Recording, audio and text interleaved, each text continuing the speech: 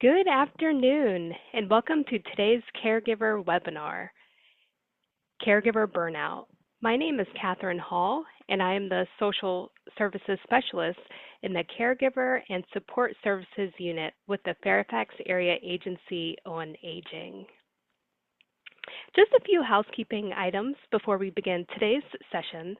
Today's presentation is being recorded. A link of the recording of the session will be sent to all of you by next week. We have enabled closed captioning, and you can turn the captioning on or off using your Zoom panel at the bottom of your screen. If you have any questions during today's presentation, please use the Q&A button, and we will try to get through as many questions as possible at the end of the presentation. And there will be a quick survey as you exit. Please take a moment to fill out those questions because it helps us to generate programs that are relevant and interesting to the caregiving community. Now I would like to introduce to you our speaker today, Deborah Ross. Deborah Ross is a retired LPC from private practice psychotherapy, where she focused on teaching journaling, healthcare, meditation, and community settings. A core faculty member of the Therapeutic Writing Institute, she is interested in how newer research into brain experiences of well-being can be used to guide writing practices and other self-care practices. She is the co-author of Your Brain on Ink and the contributor to professional publications. Deborah is a featured presenter at the annual Expressive Arts Summit in New York City. Deborah, please join us on camera and take it away. Hello, everybody. Welcome. I'm delighted to be here with you. One of the things that I want to stress at the beginning is that I would like you all to treat yourselves as an experiment of one. And by that, I mean I'm going to share any number of resources and tips and, guidance. And please just consider, is this working for me? Does this resonate with me? You are the best expert on what works for you. So treat yourself as an experiment of one. Play with anything that I say, and discern for yourself whether or not it's going to be a useful contribution. All the research notwithstanding, it ultimately resides with you. And so, what I'd like to do is start with a long, deep breath where the exhale is longer than the inhale. That actually settles our nervous system. And I'm going to mention something a little bit later about a process called closing the loop. And one way that you close the loop physiologically is when you do this breath, where you're, deep breath in and longer exhale, is to put the tip of your tongue on the roof of your mouth against your front teeth. So the tip of your tongue is residing on the back of your front teeth. So let's just do that together right now for a minute and bring ourselves, here onto into this webinar. So one long deep breath.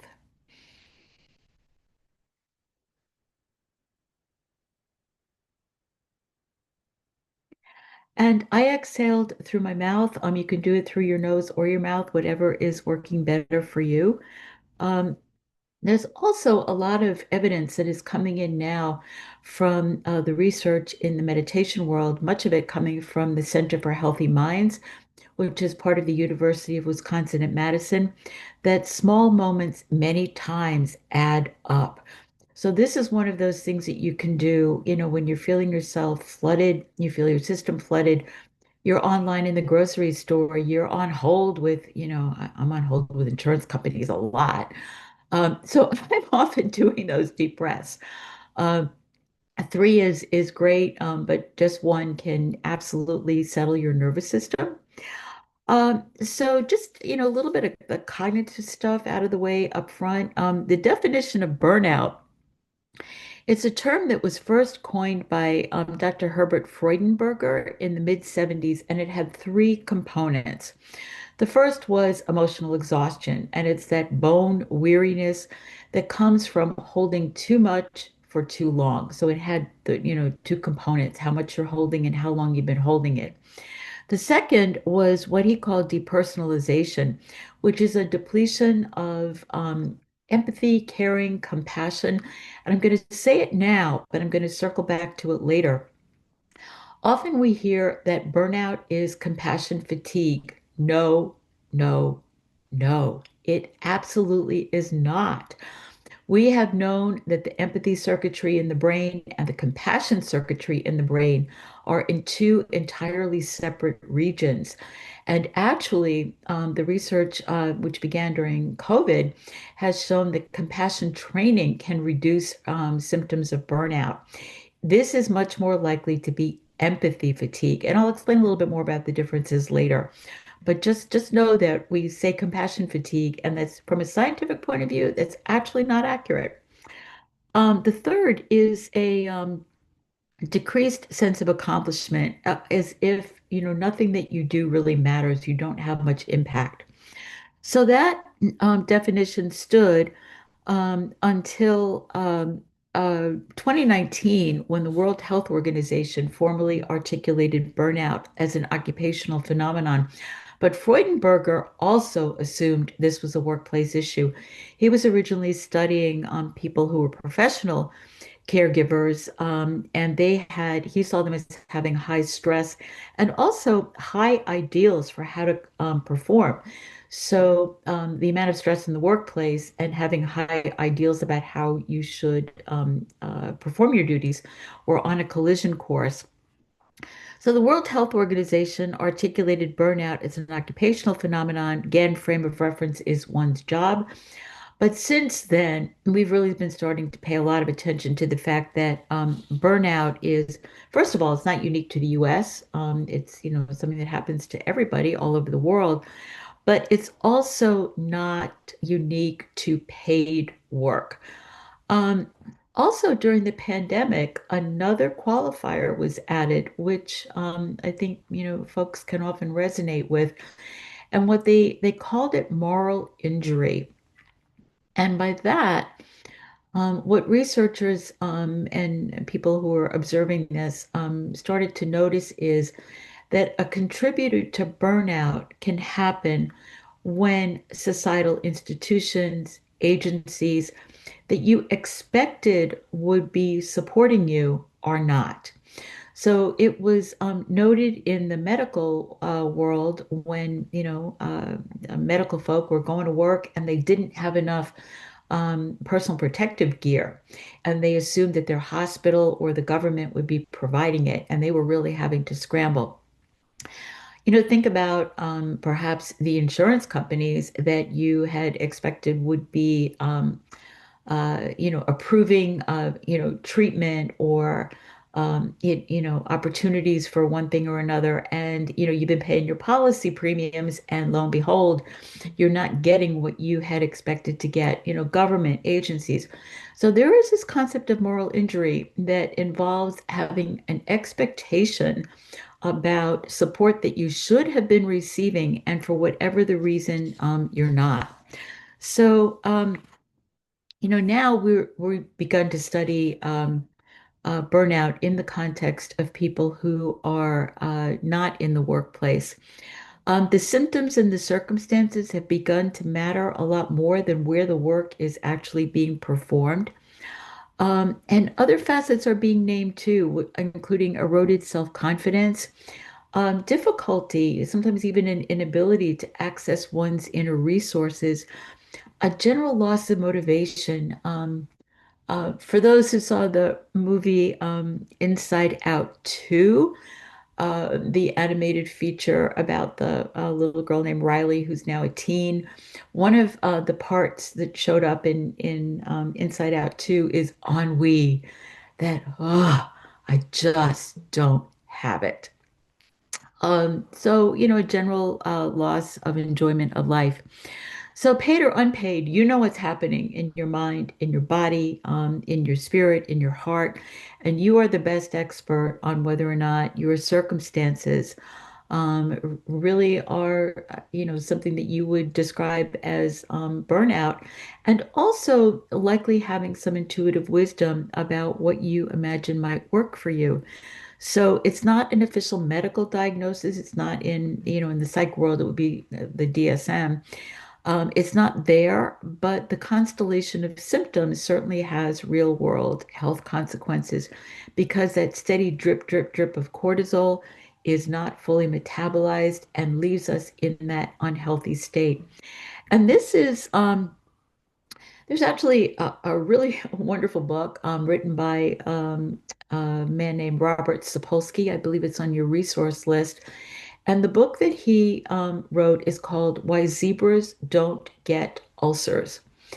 And the gist of this is now, one thing to keep in mind with respect to your brain is your brain is functioning as if it is many, many thousands of years ago. Your brain hasn't really gotten the message that this is 2025 because your brain's primary job is to keep you alive and keep you on the planet. Your quality of life is actually not terribly of interest to your brain unless you intentionally make it of interest to your brain. So what happens, with zebras or animals in the wild is, they can be eating, they can be mating, they can be drinking at the water hole, and all of a sudden, there is this rustle in the grass. And they realize very quickly that, that's a lion or a predator or, something like that. And so they do whatever it is they need to do. They had that rush of cortisol and, they probably take off or, whatever their survival adaptation is. When the danger has passed, their body metabolizes all that cortisol and all those neurotransmitters that got just flooded their system. And then they return to a baseline. What caregiving sets you up for is not so much the rush of cortisol, but a steady drip, drip, drip of cortisol. And that is the part that makes this more toxic for us human beings because our body will absolutely metabolize it, but it's set up to metabolize it when it's coming in a flood or a rush with an assumption that there will be a baseline of safety that you will return to. So that's an important thing to keep in mind is that the practices or the things that you do to help mitigate the stress response, they are really designed to help you with that metabolic process because you're not going to be having the kind of opportunity to just go back to the watering hole and let your nervous system settle down. The other thing that happens is you have you have two hemispheres, left and right, and in each hemisphere, you have something called an amygdala. Its name is not that terribly important, um, but that amygdala is essentially a smoke detector for your brain, and it goes off when it perceives danger. So, you think about, oh, here it goes again. You also have in each hemisphere, we talk about it as if it's singular, but you actually have one in each hemisphere.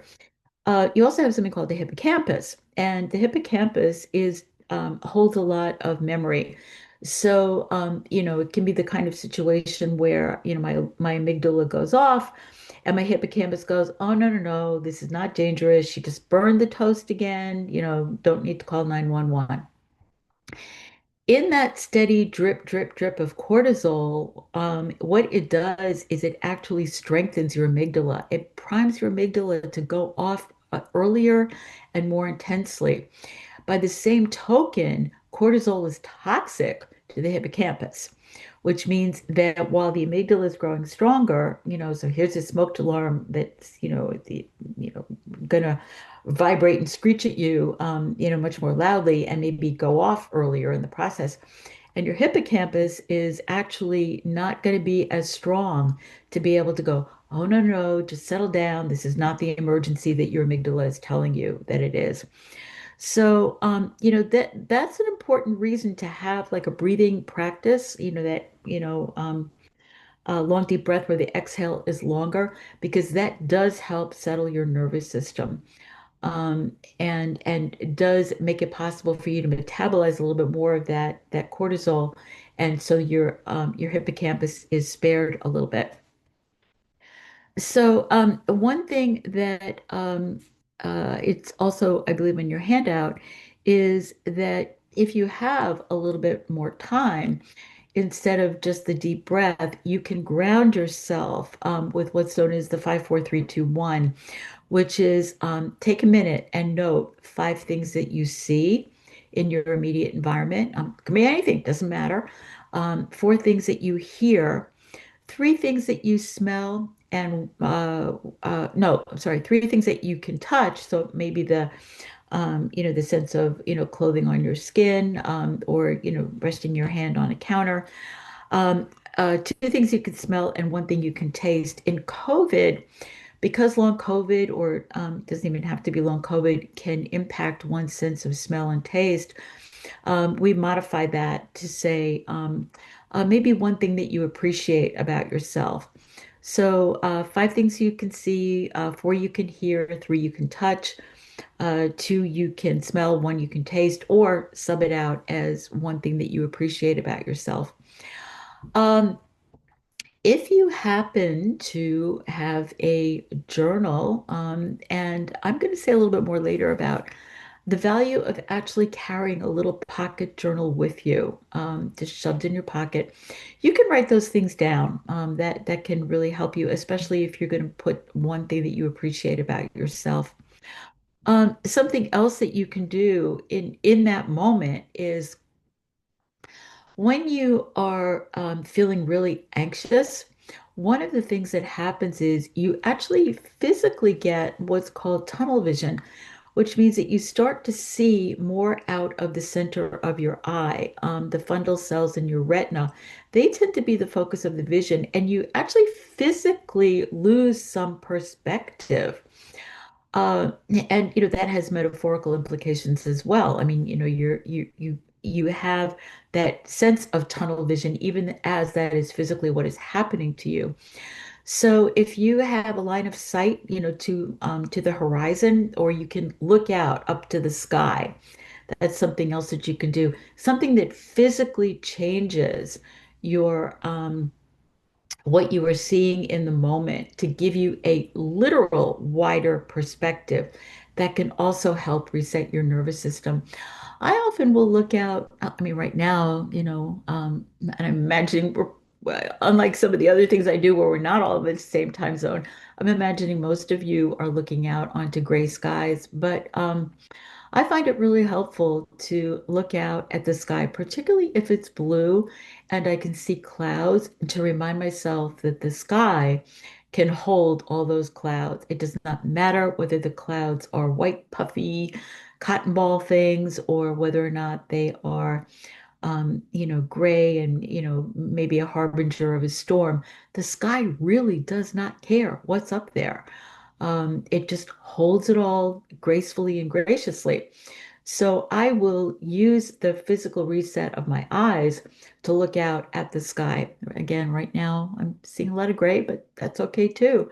The sky is happily above that. And none of my kids are local, and 2 out of the 3 are definitely a plane ride away. The third, it's yeah, I usually fly when I see him.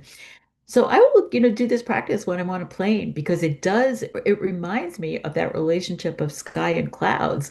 And it's a great place to do it because, I'm sitting there, I can't really do much, read or listen to something. And so I practice that whole sky and cloud thing. So a little bit more about our brain. We actually have 4.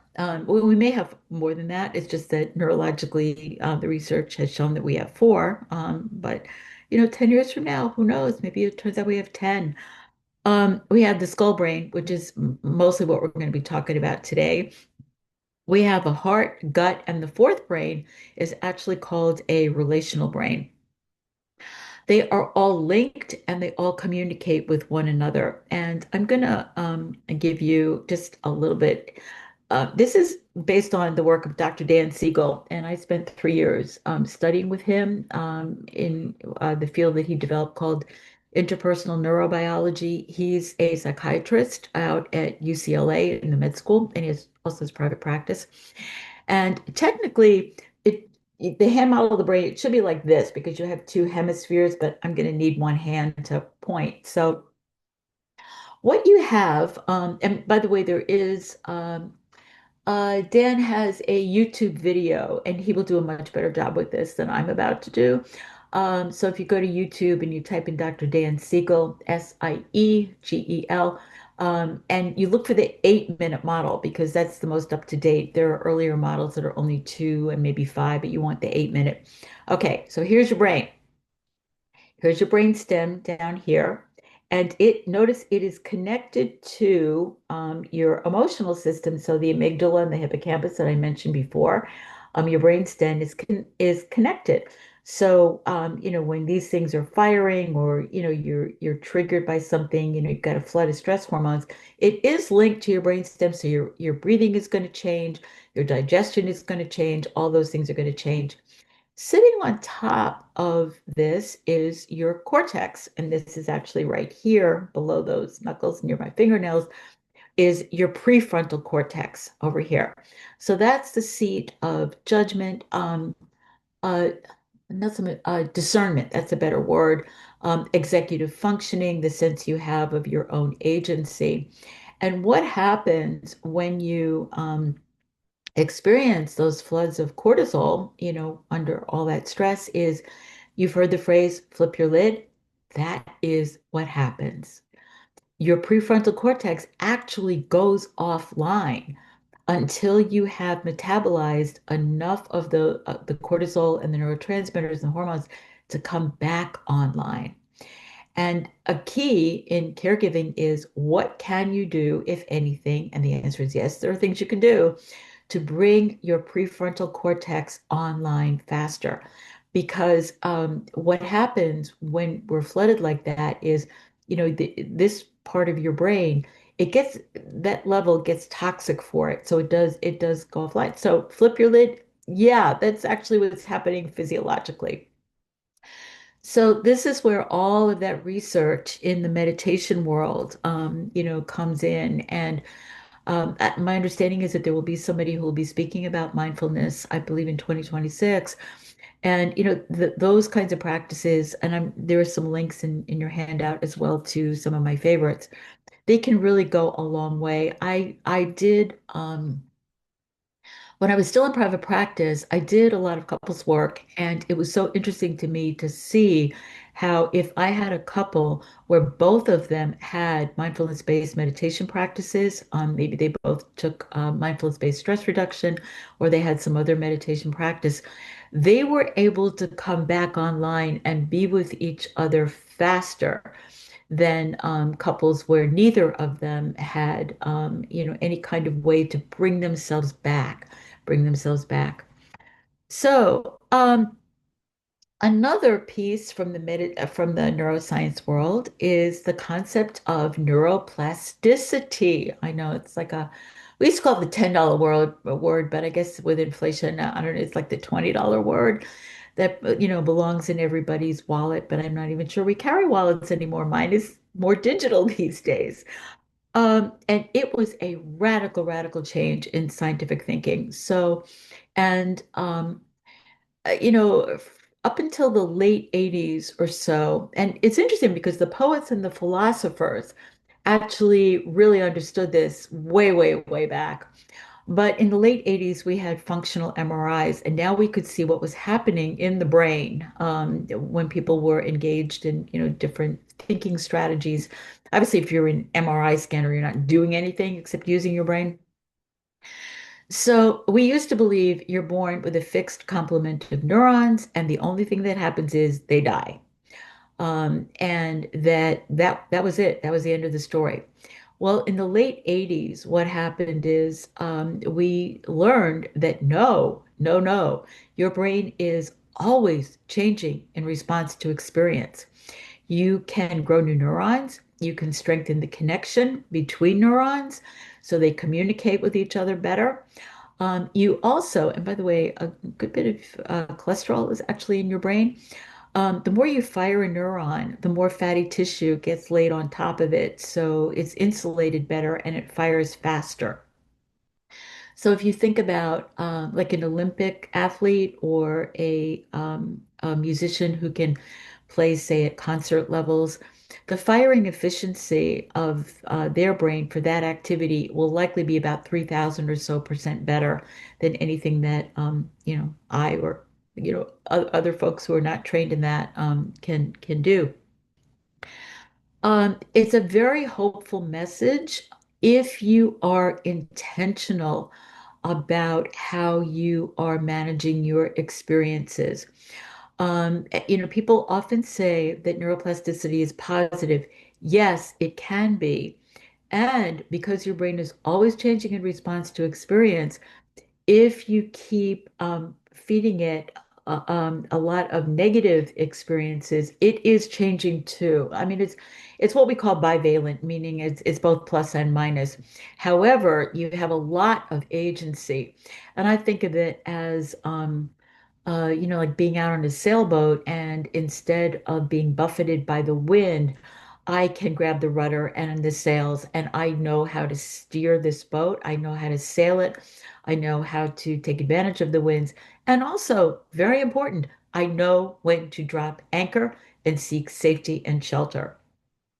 So neuroplasticity is really about having agency. And this was just as a little bit of a side thing, this shift in studying things like neuroplasticity and well-being and flourishing, that came about back in the early 90s when the Dalai Lama, who was very, very, very interested in science, sent a fax to a researcher who had been studying the brains of people who were experiencing anxiety, fear, depression, despair. And he wondered whether or not the brains of monks who had dedicated compassion and loving kindness practices, among other things, whether their brains looked different. And ultimately, the brains of some of those monks were studied, and their brains look very different and they function very differently. And so that really altered the course of research as scientists, most notably Dr. Richie Davidson. He's the one at this Center for Healthy Minds. He founded it. I started looking at what happens when you intentionally engage in practices designed to support well-being and flourishing. And it turns out that, in the years since the early 90s, we've learned a great deal about that. One of the things that we've learned is that the brain has what's known as a negativity bias. Again, this is that survival strategy stuff. This is the stuff where your brain's job is to keep you alive and on the planet. Quality of life, whatever, is really how the brain looks at it. So the phrase is your brain is like Velcro for the negative and Teflon for the positive. And therefore, you must be intentional about installing positive experiences. And I really want to be clear, this is not toxic positivity. This is not a ledger book where you are looking to cancel out the negative.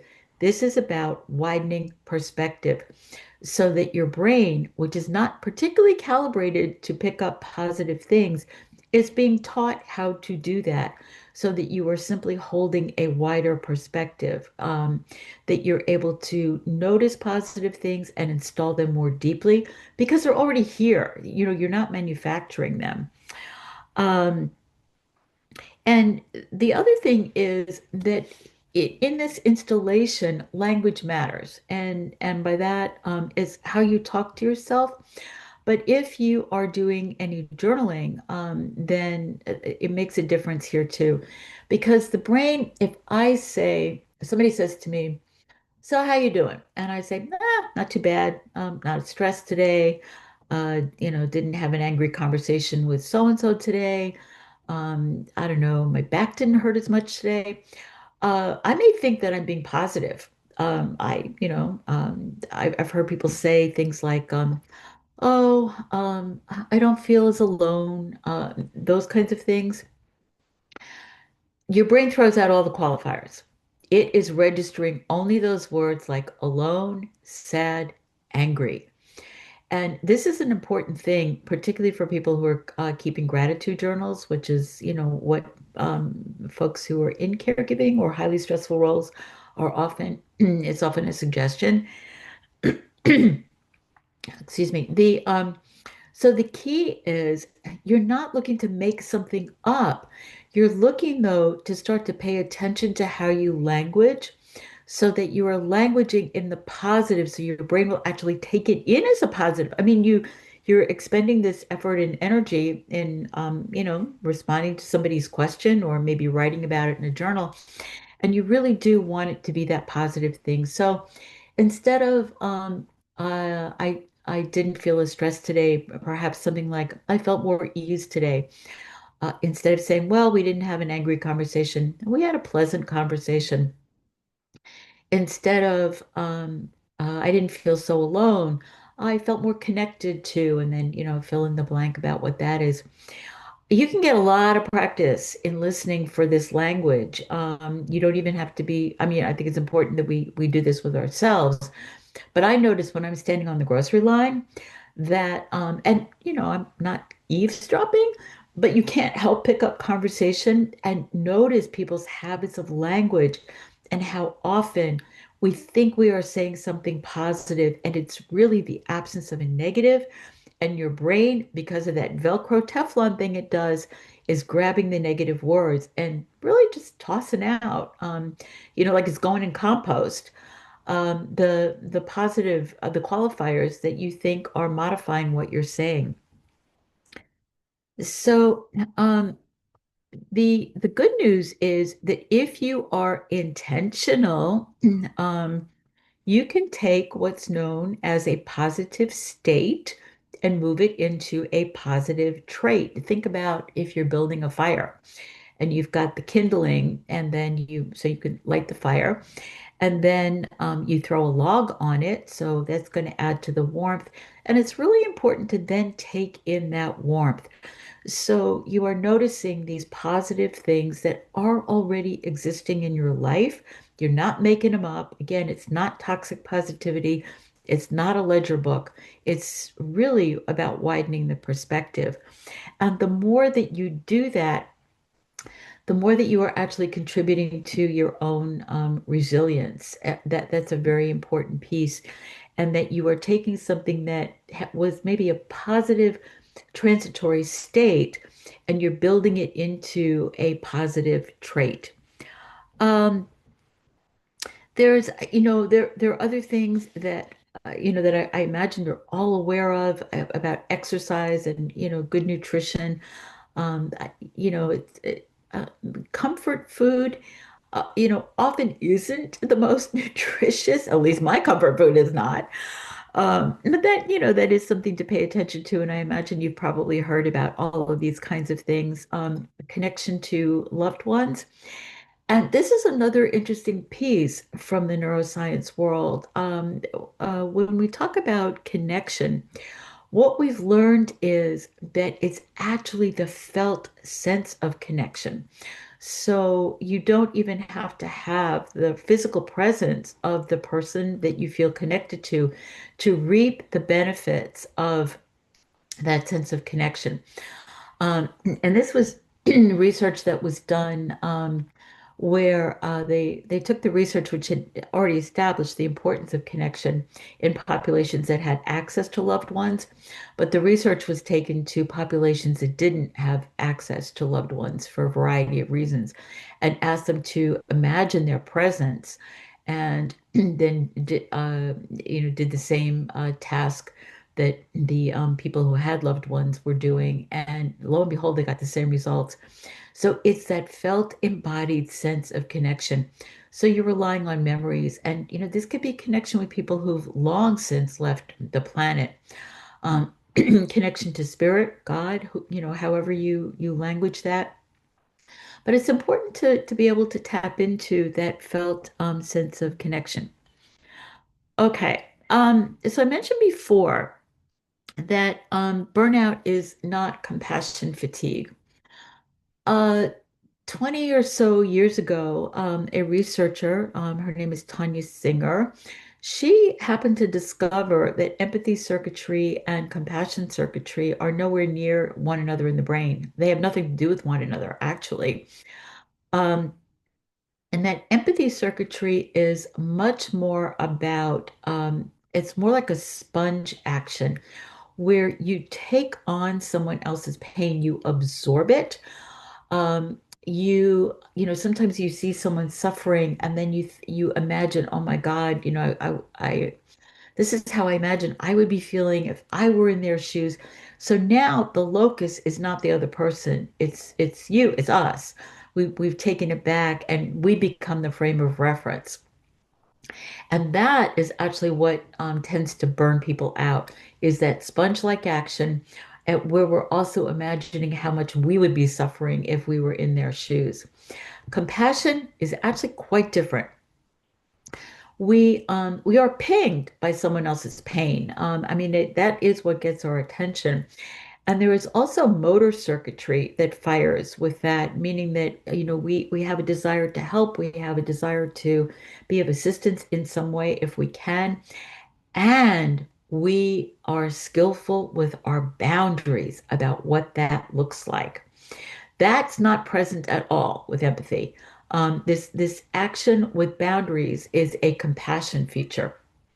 So, for example, a number of months ago, I guess I uh, I was out driving, and as I got to a stoplight at a major intersection, I realized there had just been an accident, and things it didn't look good, at least in terms of what I could see of the cars. And an empathy response might be to rush in. I'm not an EMT. I don't have paramedic training.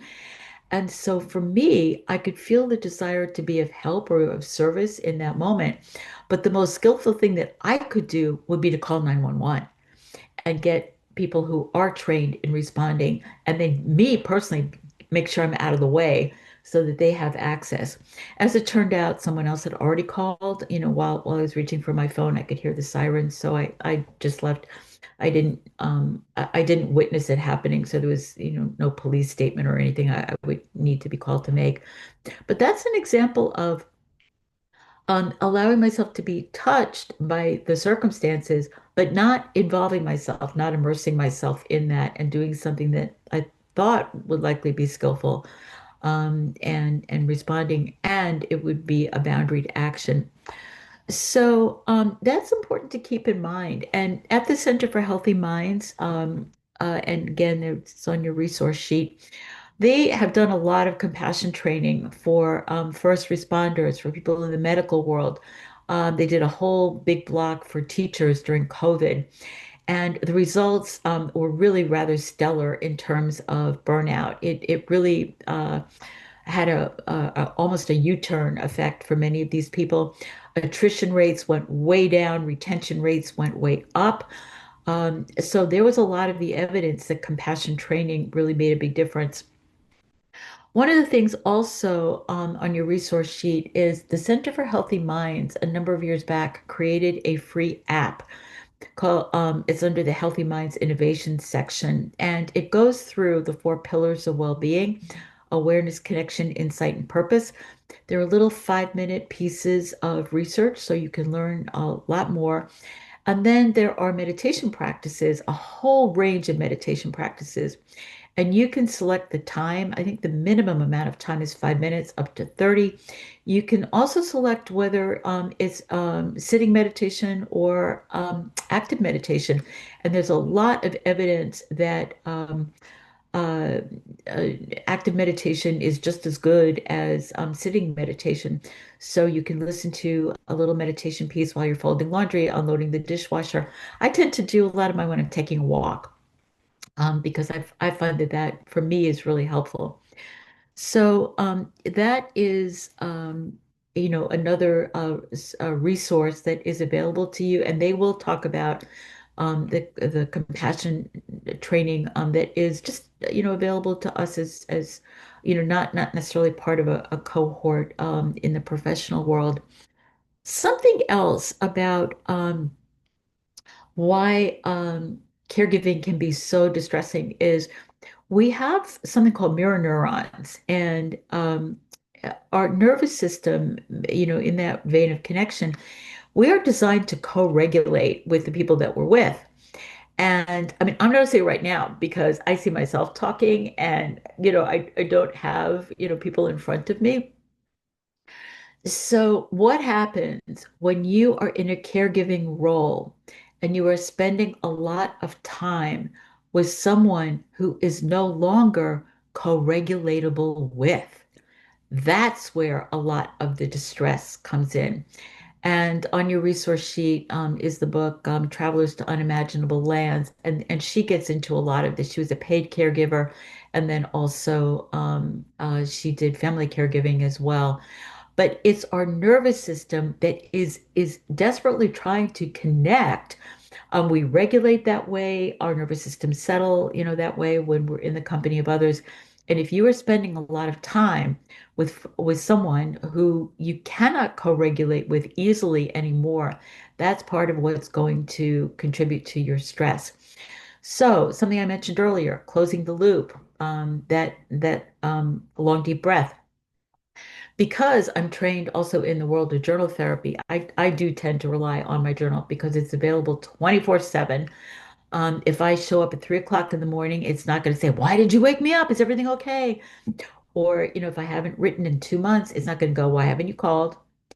So and there are all sorts of journaling techniques in my world, 20 some odd. But one of the friendliest things is a list from the neuroscience world, the phrase, name it to tame it.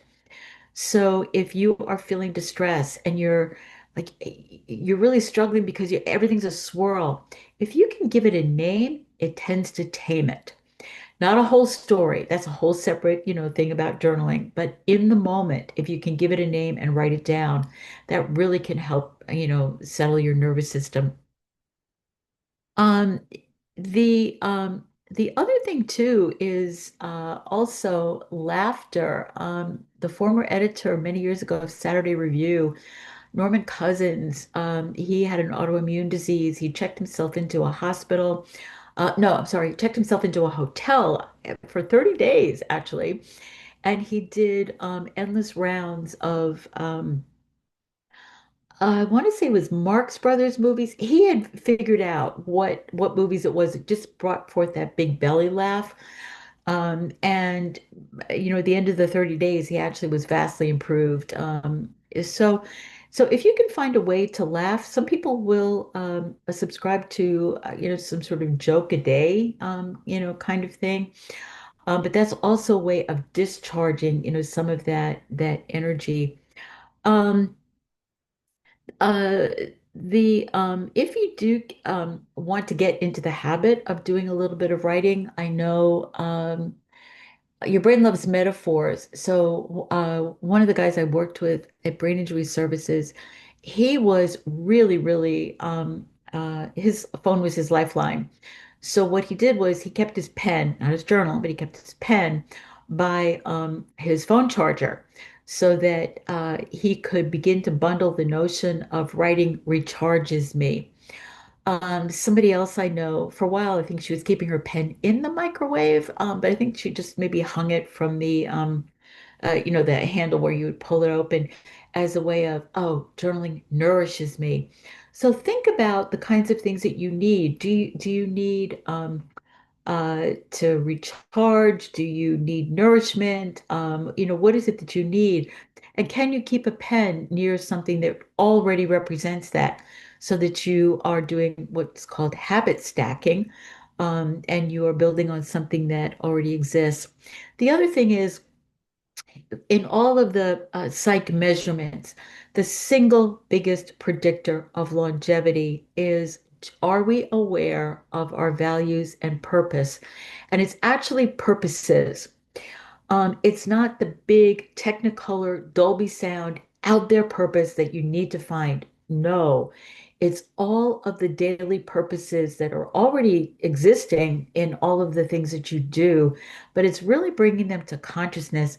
And the more people feel that they are living in accordance, in congruence with their values and all of the purposes that are currently operational in their life, um, the better their health is and likely the longer that they're going to live. So, you can also just do a quick list. What are your values? How do you imagine that they are playing out in purposes? And remember, it needs to get languaged in the purely positive. So one thing that I will leave you with, because we're going to leave some time for questions and answers, is to write yourself a little note about one positive thing that you appreciate about yourself and also why. Your brain wants to know, why does this matter? Why should I store this? Why should I add this to your resilience bank? And you need to tell it why this matters. So one positive thing that you appreciate about yourself, phrased in the purely positive again, and why that is meaningful for you. So thank you very much. On your research sheet is a way to reach out to me if you have some questions down the road. Just put something in the subject line that lets me know, where we would have met, in this case, on the screen, so that I can get oriented as to where this question is likely coming from. So thank you very much. Wishing all of you well-being and flourishing. Thank you. Yes, thank you so much, Deborah. Thank you so much. I wanted to invite the audience to submit questions to Deborah. So feel free to type in the Q&A box.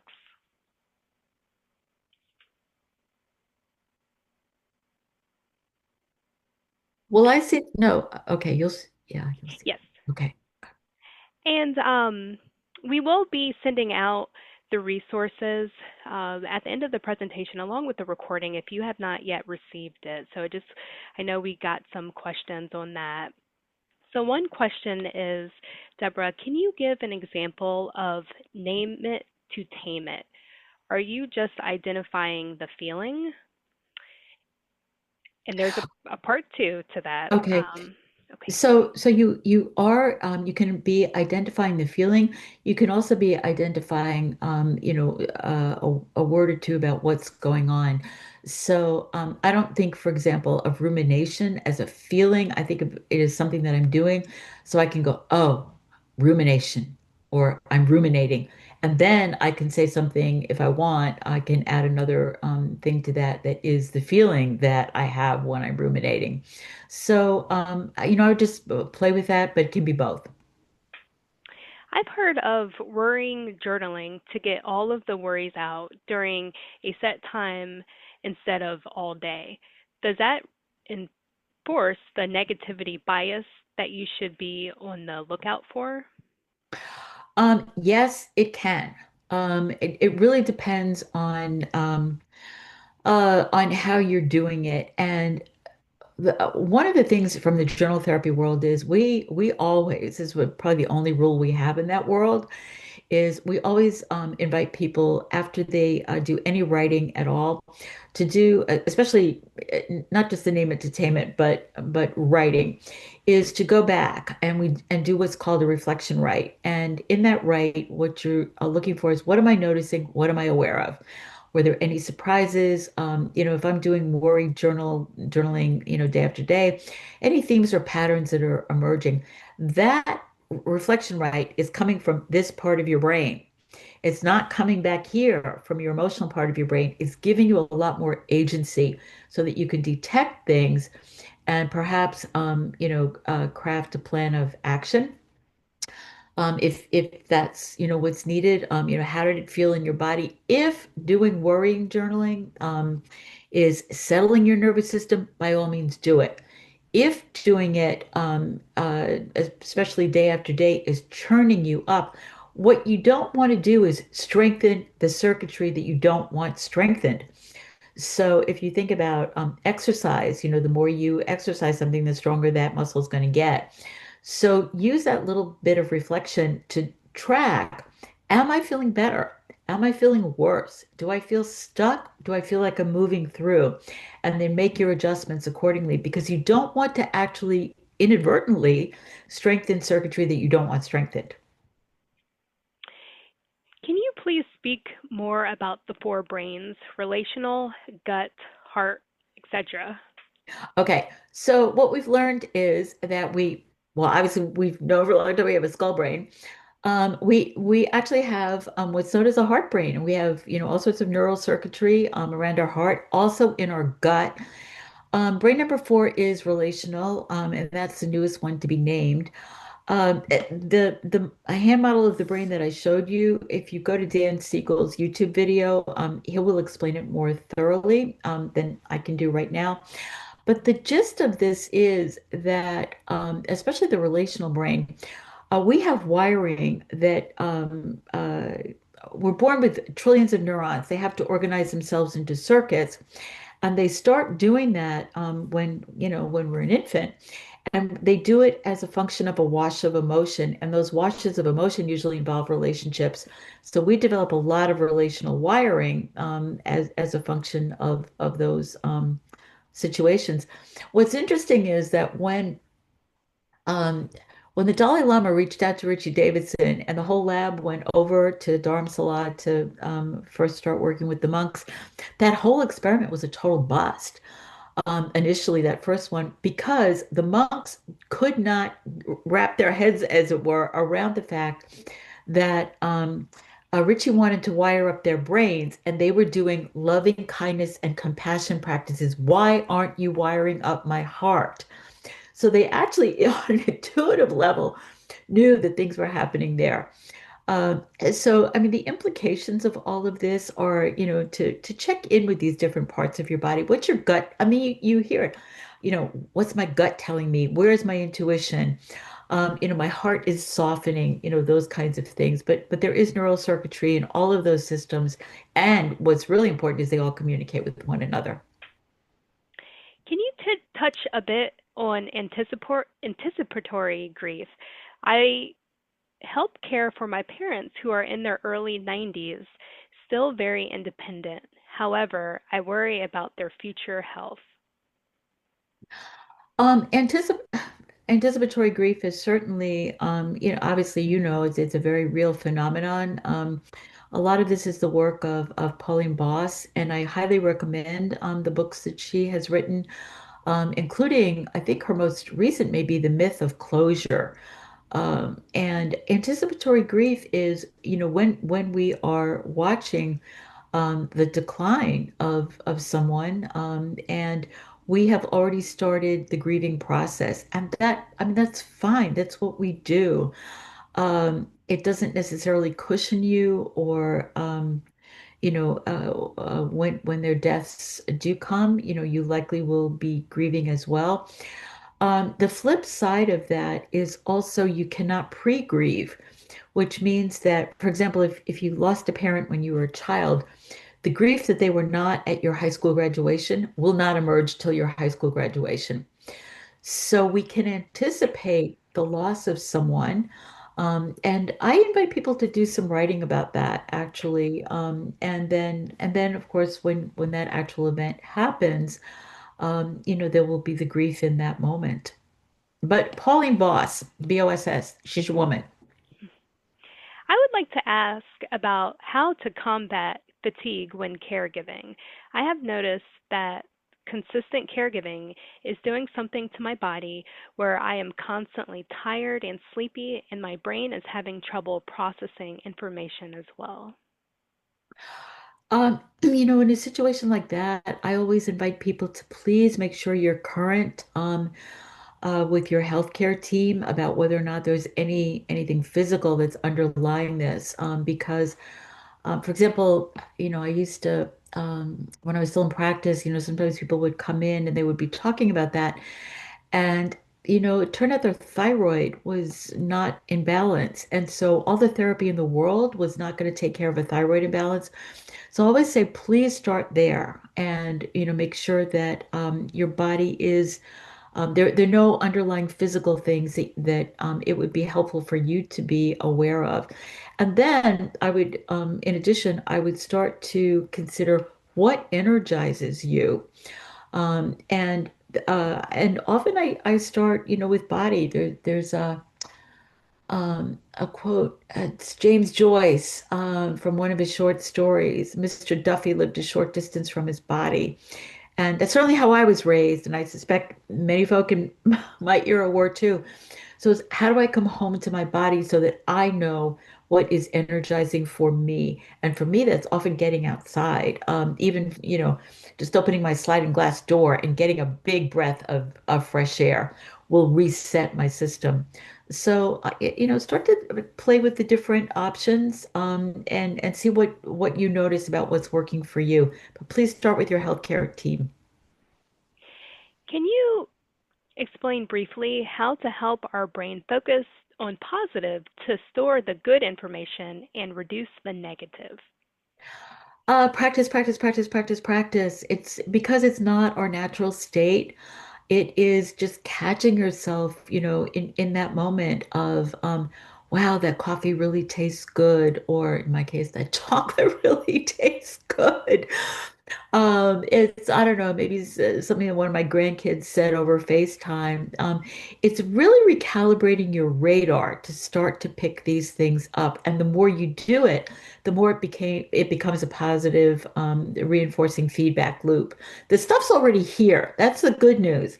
It's really about calibrating your radar and then using that to keep reinforcing it.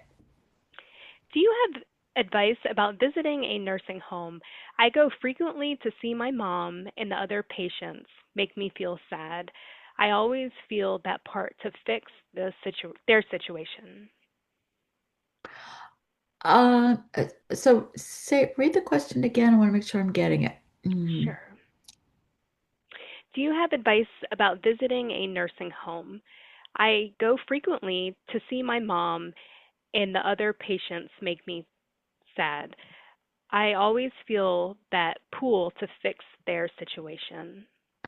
Okay. This is, I think, a probably a good example of where you are veering more into empathy. Because even though you're talking about a fix to for their situation, here's that empathic distress that you are noticing. And so this is, I think, you've got two things here. One is the visit to your mom, and the other is also all of the other people who were there.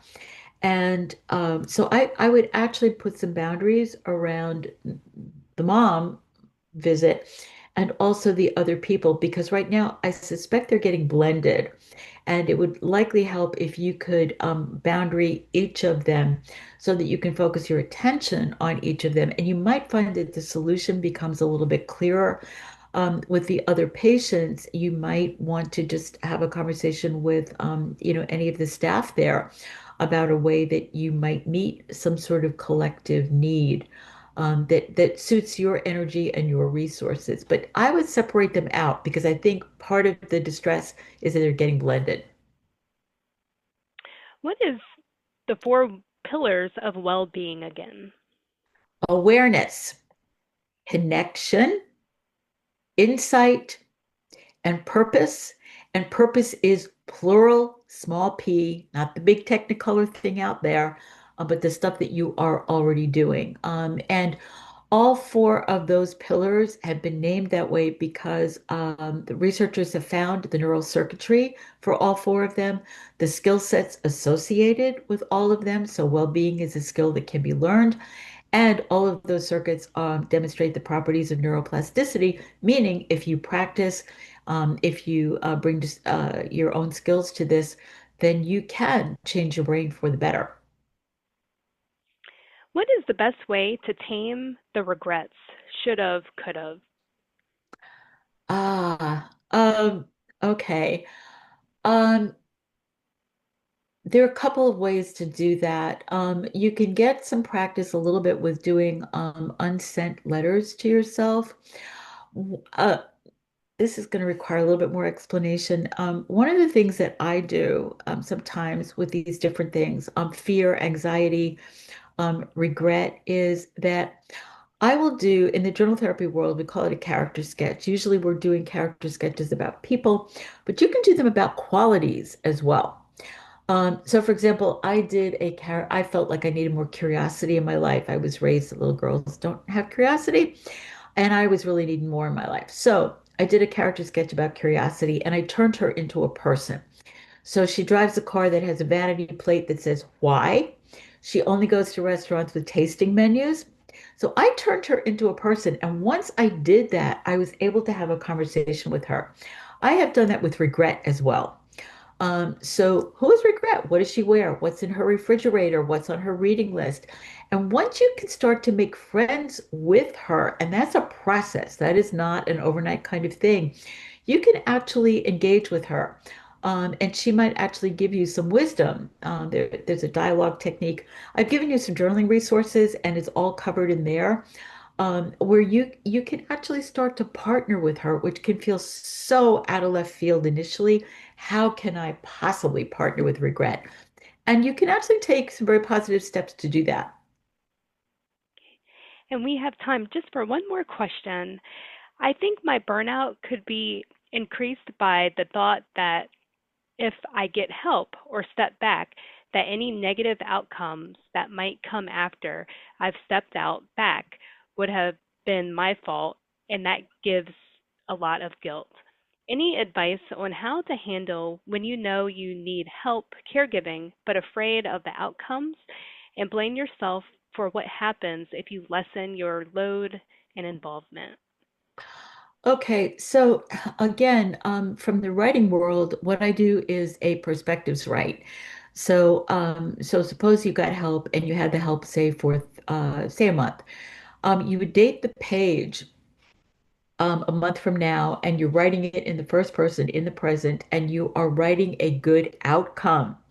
So this is called seeding the future. It is not magic, but it helps you tap into ways that you can manage the situation in a way that makes it more likely that you'll have the outcome that you want. And it will also help you find those places where, okay, you bring in the help and perhaps it's going in a direction that you don't want, that you can step back and tweak and change the direction. But if you do that perspectives right, it'll give you a much clearer idea of what a positive outcome is going to look like for you and the points where you'd be able to intervene. Thank you so much. Thank Okay, you, Deborah. This has you're been a welcome. wonderful webinar. Thank you again for providing us with your expertise and your valuable experience and knowledge. You are most welcome. I wish everybody well. Thank you. Thank you. And I also wanted to give a shout out to the audience for participating. Just wonderful, lot of questions. Thank you so much for taking the time to spend with us here today. I just also want to remind you to please fill out that survey as you exit the webinar. This really does help us to create programs that are beneficial to the caregiving community. And I really hope that everyone has a great afternoon and take care. Thank you.